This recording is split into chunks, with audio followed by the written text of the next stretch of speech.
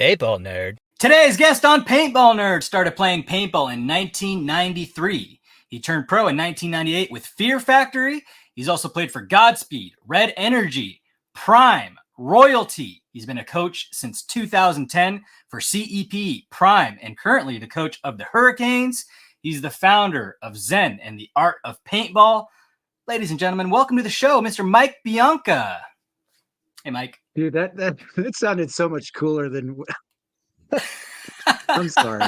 Well, that's you. Too much. I'm not used to this stuff. If it sounds cool, that's you. That's your career, man. And you do have a cool career. I don't feel cool. I appreciate it. So, Mike, how did you start playing paintball? That would 1993, yeah, in the backwoods of central Mississippi. I was at Mississippi State University, and I ran into a guy who was like, "Hey, man, a bunch of us are going to go play paintball out in these woods." Turns out they had a paintball club, and I was like, "Okay, yeah, I'll go do this." And they handed me a marker. We went out there, and I ended up having an absolute blast. And it what kind of marker? Almost got in the way of my college career, but didn't happen. So it's gotten away in a lot of people's college careers, I'd say. Yes, sir. I am not your standard birthday party guy. Well, I was late to the party. I think I was like 25 at the time. So, yeah. What was the first gun that you used? Oh, the very first gun? The very first gun I used was an SL68-2 pump by Tippmann. And once I used it, I was like, oh, I've got to have one of these. That was the pinnacle of accuracy back then. So, you know, I spoke with Mike Carey recently, and that was his first paintball gun ever that he purchased. So, yep. But same, a lot of same, people actually. had those. They were tanks, you know. Oh gosh. So you bought one? Still have mine. Yeah, I did. I ended up buying one. The club ended up having a bunch of stuff at the SL68-2s that because they were going to progress to. I think it was called the Tippmann Pro, I think, or Pro Light is what it was called, which is a semi-automatic.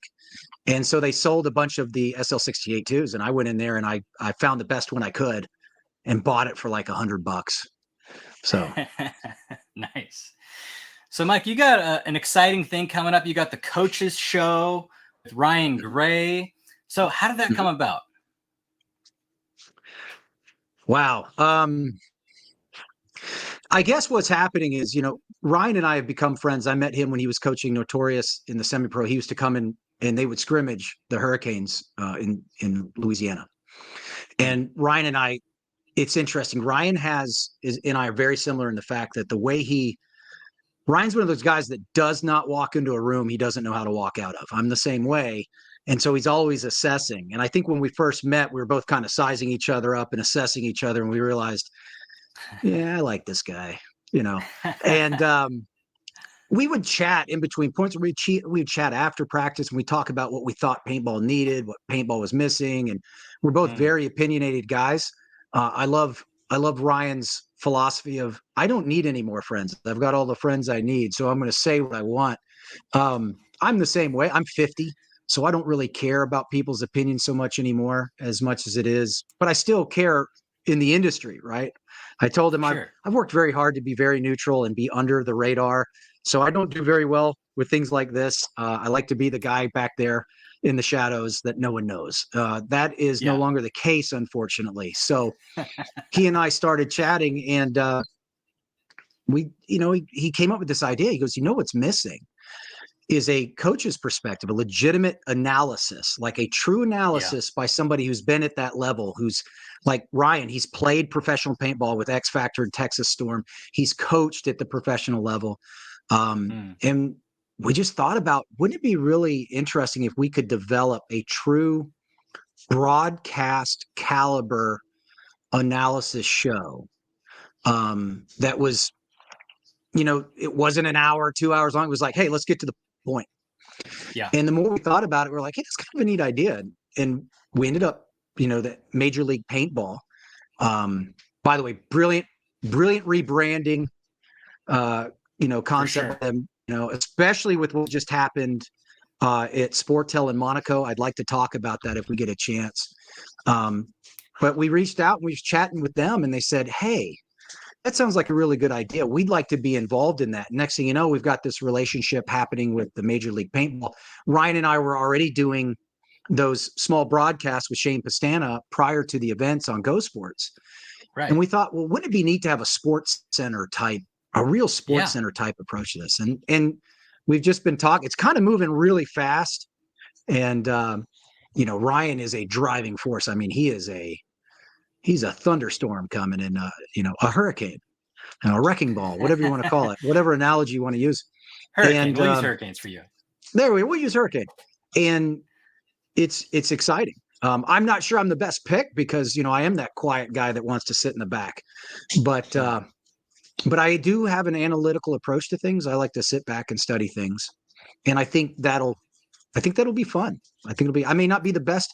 And that's the beauty of it, right? If this does work well, then the MLPB can create something around it. And I just think it's kind of neat being on the ground floor with something like this. And so I'm pretty excited about it.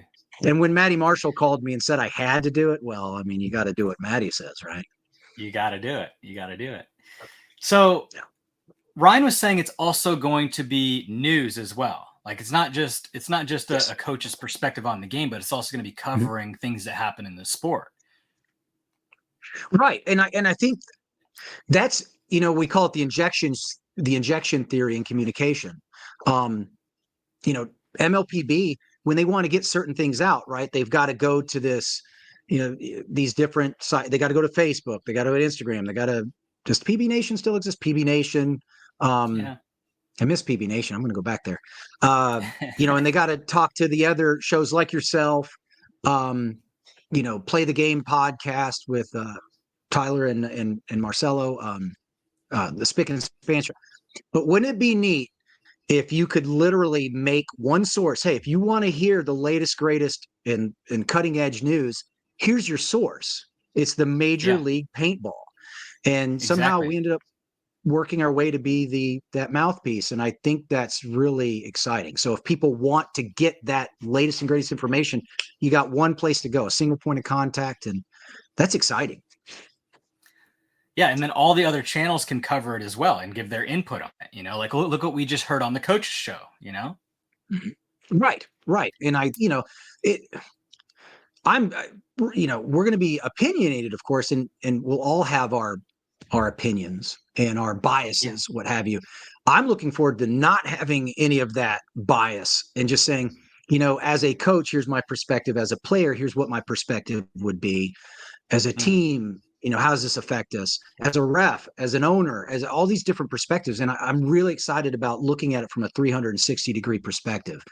So, by the way, I talk with my hands, so that's bothering people. I'm Italian. I'm sorry. Yeah, so. we'll do it together. So you mentioned Monaco. What happened in Monaco? Yes. So if the paintball community is not aware, Major League Paintball just got invited. Actually, the invite happened during COVID. All of that kind of fell to the wayside. But Sportel, it's called Sportel, and it is the largest event in the world that brings leagues and networks. You're talking ESPN's, NBC, ABC, however you want to look at it, networks, NBA, NFL, the Olympics. They come together, they meet, and they sign all these contracts. And so what's beautiful about it is you got the big fish, right? NASCAR, the Olympics, NBA, Formula One. But then you've got a lot of those smaller niche sports like paintball, right? That a lot of these networks can see. And it's really cool because when they go around, they're not wearing cards that identify who they are. So you have no idea who's coming up and asking you about the sport of paintball. Now imagine if they had gone there and they were the NXL. I have no idea what the NXL is if I'm an outsider, but Major League Paintball? Oh, I get that. You're the paintball guys. Pretty clear. Yeah. That's smart. And it was a great opportunity. We had they had a great booth set up. I'm not if anyone I tried to post it. I think we posted something on the coach's show. I posted something on Zen and the Art of Paintball. But this was a great opportunity. We sent a great team down there. Tom Cole, obviously the president, Kevin Fillers, the CFO of MLPB. I believe Laurent, who is the vice president of NXL Europe. Mm-hmm. Obviously, Darren from Go Sports. So we had a great team down there representing the sport, and not just the NXL, but ICP. The Woods, The this whole new thing. process that Tom's talking about, the whole thing, all paintball related type sports. And I think that's another thing that the Coaches Show wants to cover. We want to cover all of that, not just the MLPBL or the WNXL or Right. Europe or NXL. So Yeah, and that's why it makes sense as Major League Paintball is kind of like this umbrella company that encompasses all forms of paintball. And I'm told they're also going to add scenario games to that. Like anything paintball related is going to be under that umbrella. So it makes it easier for the general public to kind of absorb it, yeah, it's perfect. I mean, that's a great synopsis. I think big things coming. Now, it's just going to take time, right? It's going to Sure. take time, and we've got to be patient.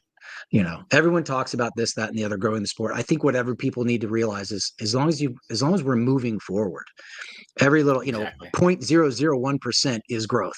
So as long as Yep. the ticker's moving in the right direction. So what are you most excited for with the Coaches Show? Well, honestly, hanging out with Ryan's one. Anytime I get a chance that's what I love about going to the events, right? First of all, I'm not just the coach of the New Orleans Hurricanes. I'm a member of that team. I love everybody on that team. You've probably heard it cliched to death, but we really are a family. As a matter of fact, I'm godfather to some of the children. So Wow. we really are a family. We really do hang. So it's always wonderful to get together with practice and be at these events and everything. But that's really our extended family. So I love getting to the events and hanging out with guys like Shane Pastana and Ryan Gray and Maddie Marshall and Rich Telford and just getting to see my extended family. So really it's another opportunity to take that, but also focus it and make it into something legitimate. I think that's what I'm most Yeah. excited about is legitimizing our sport. That would be my main goal right now is what kind of legitimacy can we bring to the sport? How professional can we be about it? Now you put Ryan and I in a room, occasionally you're going to descend out of professionalism. But I think at the same time, maintaining that professional approach is going to be key. So that's really what I'm looking for. Sure. That in the latest and greatest news, right? Yeah.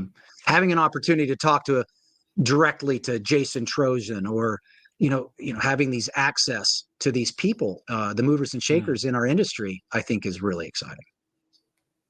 Well, in a moment here, Mr. Bianca, we're going to talk about you and your personal career. But before we do, is there anything else that you'd like to cover about the Coaches Show? Just tune in. We're going to try and launch the Tuesday after World Cup.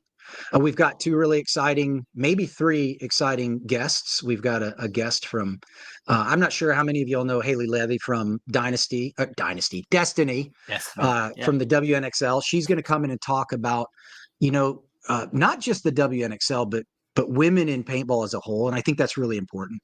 We're going to have Vince, who is the new marketing director, I believe, to the NXL MLPB. Yep. Sorry. Let's talk And also he paintball. has his own, that's right. Let's talk paintball. We're going to have him there. And again, what this is going to be, we need you to go out there and talk this up, express it. And it's easy for me to say, right? Because it is a social media podcast. It's easy for me to say, hey, help us get popular. But genuinely, this is not anything. It's not about so much Ryan and I as much as it is, let's move the sport. Yeah. That's what I think. We need everybody's help. That's what I would say. I was like, if you get an opportunity to share the Coaches Show, please do, because if anything, share MLPB, share MLP's BP's YouTube channel, share their Epic, their Facebook channel, share their Instagram, because really, like you said, they're the umbrella for all of the sport, and we want to represent all the sport. So I guess that's We what I want would to say help about it. paintball as a whole and grow it. So that's how we Yep. do it. We push the vehicle that has the best chances of moving forward. Right. I'm excited. Cool. Well, Mike, you've been kind of a star in Paintball Nerds voiceovers. That's true. Yes. By the way, huge fan of the bad lip reading. Please keep doing that. Please. Oh, we It's will. my favorite. We will. We pick you a lot because you emote a lot when you talk. Like you said, you're Italian, so it's easy to add funny stuff in there. So absolutely, we're gonna keep doing that. So Mike, paintball has it's one of the reasons that we love the sport is because all the memories that we create, not only on the field but off the field, and you've got a ton of them. So tell us about a couple memories that really stand out for you. Ooh, that's 30 years. Memories, the brain is our time machine, right? When we go back in time, when we go back to the past, that's our memories. When we leap to the future, that's our dreams. And I would say I've had more dreams over the last 30 years than anything else that became memories. But honestly, I cherish it all because it's forged me into who I am today. Uh, it, gosh, I wouldn't even know where to start, Zyzek. Honestly, that first time stepping out on the paintball field, taking that first hit that wasn't chronoed, that when we did chrono, it was 420. And I was bleeding out my stomach. I had a hole in still have the scar today. There's this perpendicular circular Jeez. scar from where I got smoked the first time I played. And I remember thinking, oh yeah, just wait, buddy, it's coming. And I think that's what motivated me. So that the first time, my very first World Cup, that's such an experience. No one can prepare you for that. Everyone tells you, oh, it's incredible. And then you really experience it. It's wonderful. Probably my favorite It was memory different today back right in the now is day. winning. No, it really was. Out in the cow fields. But the greatest memory right now is winning my first World Cup with the Hurricanes in at what I called the COVID Cup. That was absolutely incredible. I'd just been brought in to coach this semi-pro team. I'd only had them, for a couple of months. I think we made Sunday. We made 8th or something at the first event in Las Vegas. Then it boom, and we just spent the next several months building our culture and really working on things. And then to see it pay off and go completely undefeated at World Cup, and then to win World Cup 6-1 in the final. I'll never forget when they Not even dumped that ice close. on me. That was incredible. And then coming home and my wife and children having a big banner out the front of the door that says "Welcome home, World Cup champion." Wow. It only took 20 some odd years, right? So that was a great memory. Winning the division with the first time Mike McGowan from current iteration of the Ironman. He and I started the Birmingham Prime program together. When he took me out to that property and it was nothing but land and trees, and he's like, "This is where we're going to build it." And so many memories. It's When did you first feel like I really got this coaching thing down? Like this is something that I could really excel at. When did you first feel that? I don't think I've ever felt it. And let me explain that. I believe that in continuous improvement. So I think we're always learning. If you play for me and you think you've got it, okay, yeah, I've got it figured out. I know what I'm doing now. Well, then you're probably not going to last long on my roster.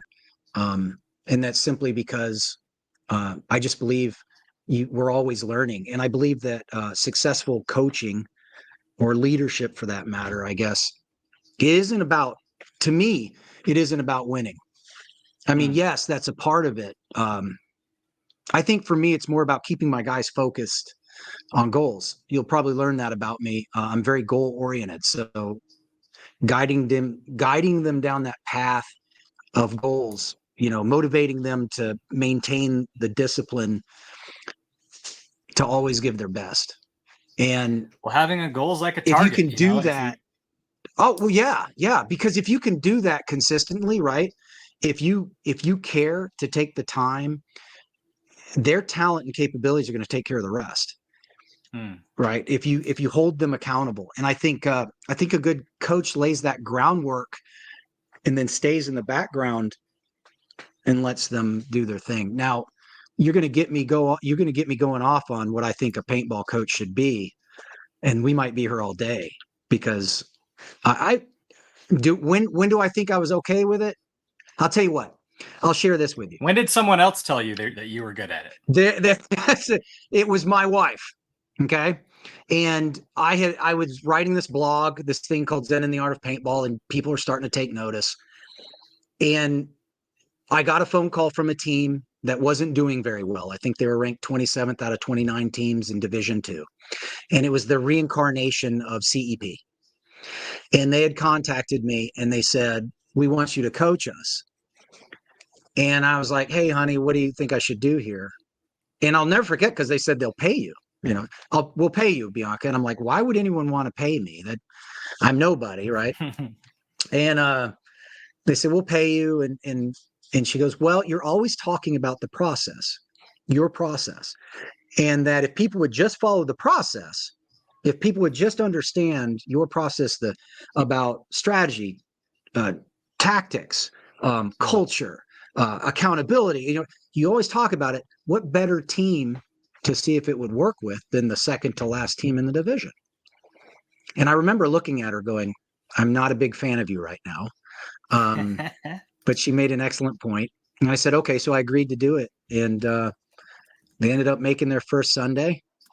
And then they called me back and said, hey, we want you to coach us at Cup. And then they made the top four. And then they called me back and they said, hey, we want you to coach us for the season. And they won the division. So I guess that's when I might have learned what I was doing. I don't know. Maybe the catalyst moment for you. For coaching or for just life in general? Because there's same. Life in general is a funny story. Life in general would have happened when I was 19 years old. I was going to Auburn University. I was genetically bred to be a United States Marine. And that's a funny story. We'll talk about that later. But I was at Auburn University. I was in the NRTC Marine Option Program. And at the end of the first year, the XO comes up to me and says, hey, I haven't met a better leader of men in the 7 years I've been here. Too bad you're a dumbass. And he goes, you've got to maintain a 3.0 or greater to stay in the Marine option. You do not have a 3.0, so enjoy the Navy. Wow. And that was, obviously, I never went into the Navy, and I never went into the military. It was the biggest failure I had ever encountered because, and it was one of those things where I said, never again. I'm never going to lose sight of the big picture. Because what had happened is I had gotten so laser focused on one thing, I had forgot about my education. And that was the motivating factor, which made me start reading a whole lot more books and listening to a whole lot more smarter people than me. And it became, okay, open your eyes and ears and pay attention. And then the catalyst for the whole coaching thing, when I first started playing paintball, I was a one. I was the guy up front. I was the attacker. And then as I got older, I moved to that too, because I was a pretty good communicator and a pretty good gun on the break. And then finally, as I got older, I moved to the 3, and now I'm joysticking people. And then I got injured in 2015, which is fun. Here I go. I'm about to go off on a tangent, Zyzek. Stop me. Go for it. I got injured, and so I pulled back, and I just started watching. And I just started looking and paying attention and this, that, and the other. And I just started applying. That's when the process started going. I started listening to guys. Started listening to guys like Mike Paxton and Shane Pastana and Grayson Goff and Matt Sossman. And then I remember thinking this idea of a paintball coach is the dumbest thing I've ever heard in my life. There are great leaders. But there's no such thing as a paintball coach. Come on. And then I met Paul Richards. And I went, it all made sense. And he opened my mind to what a paintball coach should be. A paintball coach should be part priest, part lawyer, part psychiatrist, right? And all boss. And then he talked about how every player, if he's on your roster, he's there for a reason, right? Everyone has strengths, everyone has weaknesses. How can we balance the two, and how can we apply them to the layout? How do we leverage them against the layout? And, he gave me a hard lesson during one practice. He's like, all right, so-and-so get on the box, do this. And I wasn't playing. I'd always been a starter on Prime, but he doesn't send me out there. I'm like, okay.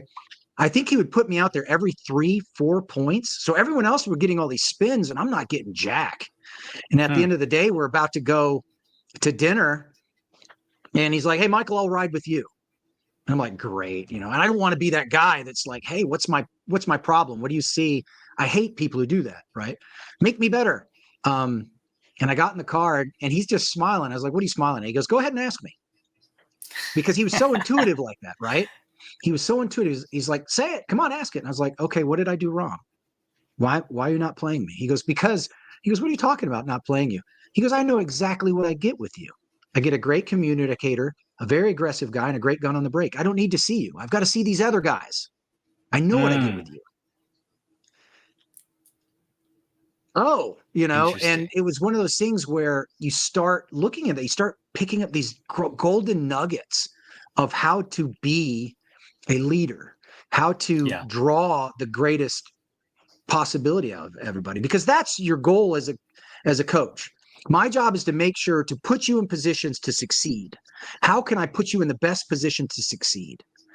And that's what it ultimately boils down to, coaching with me. Now, yes, there's the X's and O's aspect of it. Who's playing hot? What's the team, your opponent doing? What are their tendencies? I weigh all that stuff. I'm a statistical guy. It's math to me. I'm a robot in the pit, and I'm a hot mess outside of a match, because then I always go back and I get emotional. I'm like, oh, I should have done this. Oh, I let the guys down here. I'm my biggest critic. I will rip myself a new one after every event. I mean, four trips to the quarters. And yeah, it's easy to point at my guys and say, well, we should have done this on this point. You should have. No. Ultimately, that's a failure at leadership. That falls back on me. And so what can I do to get my guys better prepared for Sunday appearances? That's how I look at it. Did that answer your question, or did I go way off? Yeah, you did. I mean, you got to be self-aware, right? I think the strongest coaches are self-aware, and they do take responsibility for their teams, not only their victories, but also their defeats. So I think that's extremely important. So, Mike, what about a memory off the field in paintball? I mean, you mentioned earlier off recording something that I won't mention again unless you want to, but tell us about a memory off the field. Well, I will share this. It's funny. Speaking of memories, no joke, it came up on my Facebook memories this morning. I check the memories every morning because it's something I'm apt to do these days. And I actually announced 11 years ago today that I was retiring from paintball. You can't retire. It doesn't work like that. First of about five or six times I retired from paintball, but a memory off the field. Oh, I got to be careful. Like I said, my family, coming home to my family that day, that was great. That was, yeah. I'll share this. Shane Pastana, Mike Paxson, and I in a bar in Nashville. That was yes. fun. What happened? What happened, Mike? I honestly, I don't remember. But right. No, and then there was trips to, gosh, there's so many. Matt Sossman making several of the Prime guys puke because he pushed us so hard, right? Oh man, outside the net. Yeah. Oh, I have something that I'd like to share actually. That's kind of one of the things that was memorable to me. It was during the Prime days, and I've always been one of those guys that advocates for, you let your game talk, right? The guy that's doing this and he's talking about how great he is and how his team's awesome and we'll put you in the dirt. I don't care about that. Whatever. Let your game talk. And I'll never forget, there was and this is off the field, but I do have to share what happened on the field first. Okay. It was Birmingham Prime. I can't remember what event it was. It might have been Virginia, NXL Virginia. It would have been the second or third stop. And we were out there, and the very first point of we played for the event. We were kind of a favored team, right? We were pretty solid team.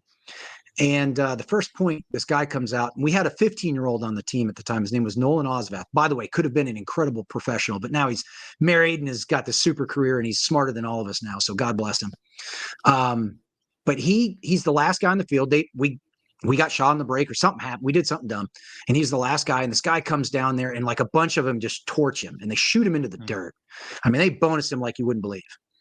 And then the guy that punks him looks in the pit and looks right at me. And he goes, like that. And he goes, yeah, baby, Prime nothing or something like that. Now, Prime used to have this code.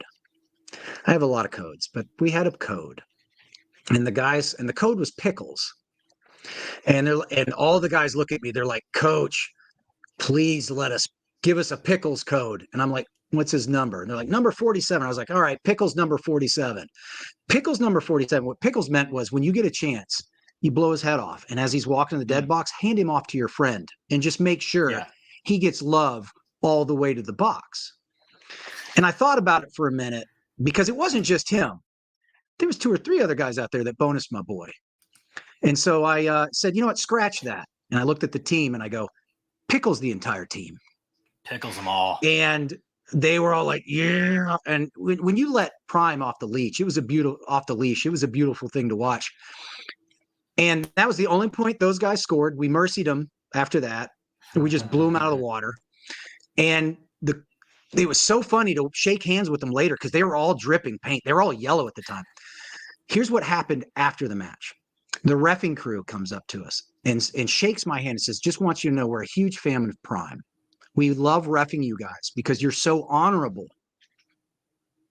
You know, this is a reffing crew saying, he goes, and you guys were just blowing them off the field and we weren't throwing any penalties because we were thinking something's up. Prime doesn't normally do this. So we're going to give him the benefit of the doubt. And they actually said, what happened? Why were you guys, we've never seen you guys be that mean. What was it? And I remember telling them, well, they said this and did this. And they're like, oh yeah, get them. And I'll never forget that. It was a memorable, they were like, it was a reffing crew that liked us. And I've never experienced that. That was kind of a big badge of honor for me. I'm not sure if that one's exciting enough for your watchers, but that was kind of a big deal for me. Maybe call pickles more often. Pickles sounds like a good call to get everyone juiced up, you know? Okay, so we do have a pickles call on the Canes. I have, believe it or not, I believe I've only used it once this season. And I used it several times in semi-pro, but I didn't use it much in the pro division at all. So who in the pro division I don't know if that's a good thing or not. No, that's the secret. That's a secret. Oh man, because that's something pickles. else I need to I want to share, and I'll share it with you, but not on camera. But I will tell you this, you know, and Maddie does a great job of this, right? Maddie does this job of trying to create these stories, right? Where you know, create this and he's like, come on, Bianca, who do you not like? This, that, and the other. And I'm like, I like everybody. And I really do. I'm doing that's another thing that I mentioned to Maddie and Ryan about the coaches show. I've worked very hard to be that neutral guy. Right? I don't care, you know, what you think of me, but I'm not going to create any animosity. I'm not trying to pick any fights with you. I could care less. That's a waste of my time. I'd much rather spend my energy on my guys because my guys are the most important thing to me. Okay. Your team, I don't give 2 licks about. Okay. I mean, don't get me wrong. I like players. I like coaches. But you're not my concern. My concern is ensuring that the New Orleans Hurricanes put their best foot forward on that field every time they step out there. That's what I care about. That's what I'm about. So, you know, when people talk about, you know, creating rivalries and stuff like that, I don't have any because I don't think about these people. I think about the Canes. How do you feel like you guys are going to do at Cup? That's a great question. You know, we were banged up heading into Chicago. I didn't have Stuart Ridgel. I had Aaron Pate and Drew Bell and Justin Bailey, probably at 60, 70%. I had a lot of injuries, you know, but I think that's where coaching helps, right? Comes in and you guide that ship and put people in the best position to succeed. And my guys stepped up. Every single one of my guys stepped up and just played lights out. We made Sunday again. A lot of people have asked me about that damage match. They're like, why didn't you hit the buzzer at 2-1 with, you know, 40 or with 30 seconds left to try and tie it up? And I'm like, because we're injured. We've already made Sunday.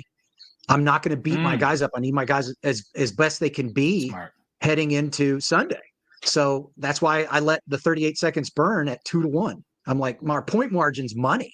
Why would I do that? You know, Philly, I had to bet the house, Zyzek, that we were going to beat Damage on Sunday. I really would.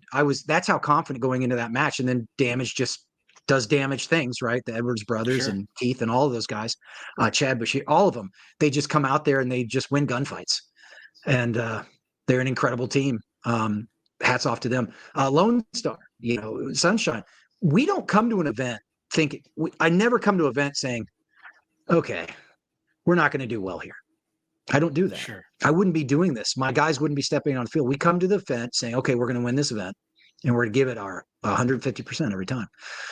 If you were to ask me in the preliminary matches, I think we have the toughest draw. All right. I mean, I've got Russian Legion, who's obviously, seeing Russian Legion in the 4th tier, 5th tier, whatever they've been these years, it's crazy. I just don't get that. Infamous. Oh my gosh, there's a plethora of incredible talent on Infamous. I mean, you've got a who's who on their roster, and look at their coach, Travis Lemansky.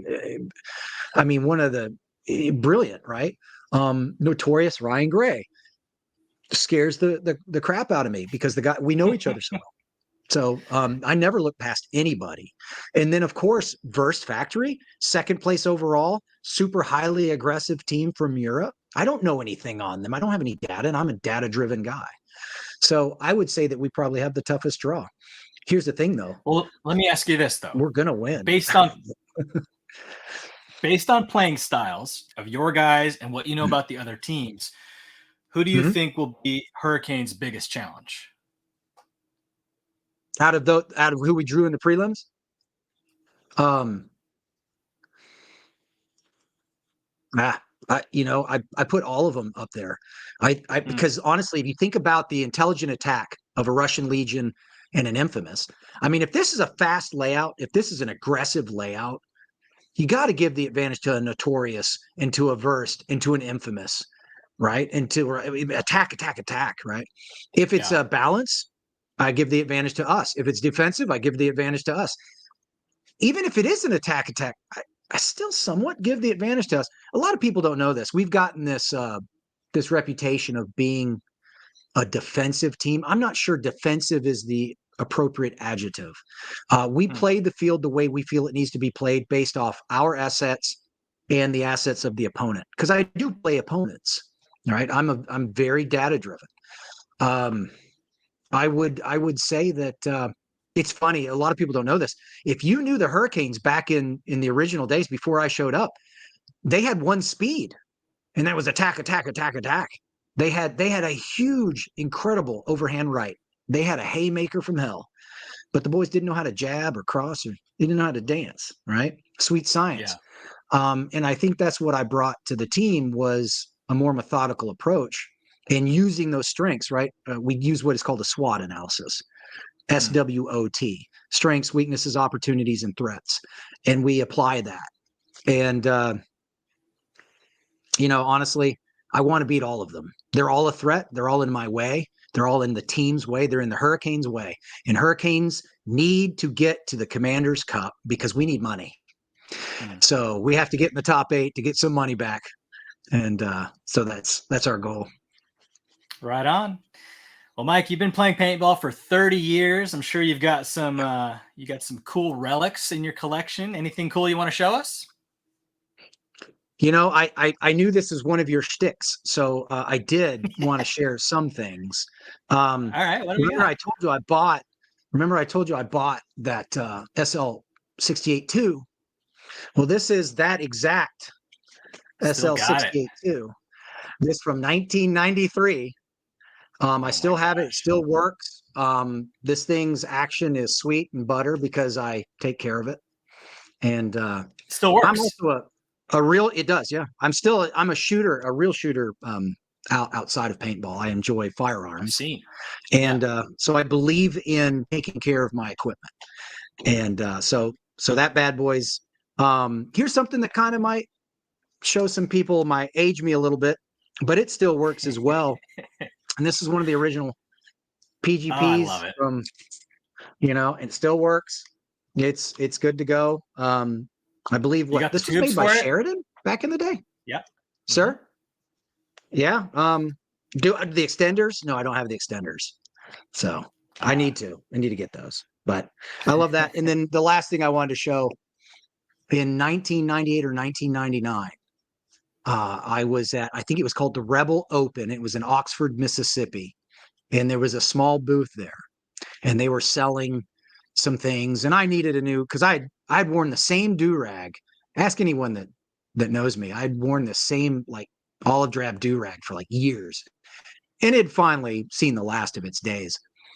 And this guy was selling this cool headband for like, I don't know, $2.99, something cheap like that. And I bought it. And lo and behold, I was offered recently $250 for it. And I kind of laughed. I said, for this old thing? And it's one of the original Venomware sandanas. That is sweet. And so this is, look at that that's patina. what I got. That's nicely faded. Good. So it's nice and faded. And you should see you can see the inside that, Ooh. you can see where my forehead rested. Yeah. So it's seen better days. Yeah, I wanted to show those to you. I love it. I probably have about 40, 50 jerseys from back in the day that would be hysterical to show, but they're all up in the attic. Is there anything that you wish you kept that you got rid of? Yes, that would have an Intimidator. I had two Intimidators that I wish I kept. I had I guess it would have been a 2005 Russian Legion Intimidator. I also had like a 2000, I think it was a 2004 Ironman Intimidator. I wish I'd never gotten rid of. Both of those were stupid fast. Yeah, they were those were great. Yeah. I sold many moons ago. Well, it wouldn't have been many moons ago, but I ended up, it's always a tool to me, right? Everyone's like, oh, this gun's better than this gun and this, that, and that. It's kind of like in the real shooting world, people are like, no, Glock, no, 1911, whatever, 45, 9mm. It's a tool. But I've always taken care of my, those things. So I've never had issues. I've never bought a marker that let me down. I will tell you right now that I do believe that currently, and this is not because of any type of sponsorship, but I do believe that right now Planet Eclipse is the pinnacle of performance and consistency on just always working. I've never had a problem. I've been shooting them for several years now, but I had a Bruce Lee M2, and it was awesome. And it was blessed. I let Shane Pastana touch it, and he was like, "Done." Yeah, put some mojo on it. That's right. Hopefully, Mike, I don't start losing my hair. Would you? Well, I think, yeah. He did that to me. We were talking earlier. He's like, back in 2003 or something. He's like, "Oh, you got great hair, and you're gonna have your hair forever." And it didn't happen. Started to fall out around 30. So you gotta be careful around Shane with him blessing your stuff. Yes, to lose your hair. No kidding. So, Mike, what advice would you give to a player that wants to reach the top of their game? Play a lot, put in the work. Too many success, and I'm quoted saying this a lot, right? Success is a derivative of consistency, and consistent practice, consistent improvement, consistent discipline, right? And don't conflate discipline with motivation. They're not the same. No. Being motivated is doing what you want to do when you want to do it. Discipline is doing it when you don't want to and you have to. So there's that. I think all life demands struggle. I said this in a small documentary we did on finding a hurricane, and the reason why I believe that anyone who hasn't had it hard, anyone who has something handed to them usually has a tendency to get lazy. Don't put in the work. Those struggles that you're facing when you think that, oh, I'm never going to get a shake, I'm never going to get a chance, that's on you. You have to create those opportunities. I've started playing paintball in the Southeast. There were not a lot of opportunities here. And now I'm coaching a successful professional paintball team. And I look around at a lot of my friends that I've made over these years, and I'm proud of them and what they've done because they never gave up. They're still playing at the highest level, and they do it because they love it. If you truly want to succeed, are you doing it because you want to be a pro, or are you doing it because you love it and you want to be good at it? If you can make the difference and understand the difference, if the pinnacle is becoming pro, and then by your measurement, that is the pinnacle, and okay, yes, I've succeeded now because now I'm pro. Okay. well, then make that happen. But the way you've got to make that happen is you better say goodbye to weekends. You better say goodbye to a lot of money. You better say goodbye to time and energy that it takes. Right. And, what's that famous quote by Michael Jordan?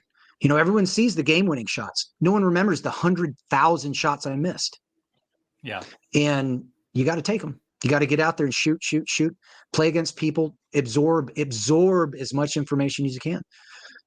That's what I would say. The advice is go get it, man. If you really want to do it, go get it. But you better be ready to give up a lot of time and energy. I think that in order to give up that time and energy, it has to be something that you love, or else the challenges that are present with doing so will cause you to quit. You have to absolutely love the sport, or else you're not going to make it to the highest level. It's just too challenging. It's too difficult. And the truth of the struggle being necessary is even evident in nature. A butterfly coming out of the cocoon, if you were to cut a slit in that cocoon and free it out, it wouldn't have the strength to fly. It'd just be a gooey, lumpy butterfly. But the struggle that the butterfly endures getting out of the cocoon gives it the strength to flap its wings. Spot on. Chickens, baby chicks, when they're getting out of the egg, you can't free them out of that egg because then their beak won't be hard enough. It'll be a soft beak and they won't be able to eat. So perfect. That's an excellent analogy. Yeah, it is evident in nature. You have to have the struggle. Okaka is what we call it. Okaka. All right. Ocoka. That's a military term. Okaka. Remember that one, Zyzek. You're going to use this one. You're going to start using this regular. Okaka. Is it an acronym? All right, Okaka. It is an acronym. All right. Observe. Right. We want to observe our surroundings. We want observation. We want to understand. Right. Cover, concealment. Right. What do we need to do to make sure that we go into this situation and have the best, opportunity? Obstacles. Understand what the obstacles will be to the goal when we set out and do these things. Key aspects, right? The key components that are necessary for us to succeed with our goal. And then finally, let's say it would be so avenues of approach. What are the ways we should approach this and attack it? So, Okaka. I love it. Mike, what are you most thankful for paintball's given you? Oh, that's easy. Not only the relationships that I've built and made over the years, because my best friends in the world are from paintball. Most of them are from paintball. The opportunities to travel, the opportunities to meet different, diverse personalities. It's been incredible to see the world and to understand it and see it through this misunderstood sport of ours. I look around and I think never in a million years. I mean, you remember Push, right? The movie Push. I believe you even worked for the company Push, Brian Benini's Push, right? Of course. I'll never forget seeing that opening night debut, right, at World Cup in '99, and then hanging out with Rocky Cagnoni and becoming good friends with Rocky Cagnoni. And he's, by the way, to this day, still one of my favorite people and players. Yeah, he's one of the greatest guys out there. And I would just have to say, the relationships. Incredible relationships forged and chewing a lot of the same dirt. Right. Absolutely. So. Well, Mike, thank you so much for your time here. Is there anything that you'd like to part with for the paintball community? Yeah. Hey, we talk about growing the sport, but that means being a good person. Here I go. I know everyone's collective grown. Get over it. I believe in, you want good in the world, you got to put good into the world, you'll get good back. So let's treat everybody cool. Let's be cool. I just want the best for everybody. Be safe out there. It's a crazy world we're living in. Take care of one another, and be real, right? Be real. Be that person you not only you want to be, but come on, man. Be the real deal. That's just I'll preach that till I'm dead. I want everybody to be cool. Awesome. Thank you, Mike. Yes, sir. Thank you.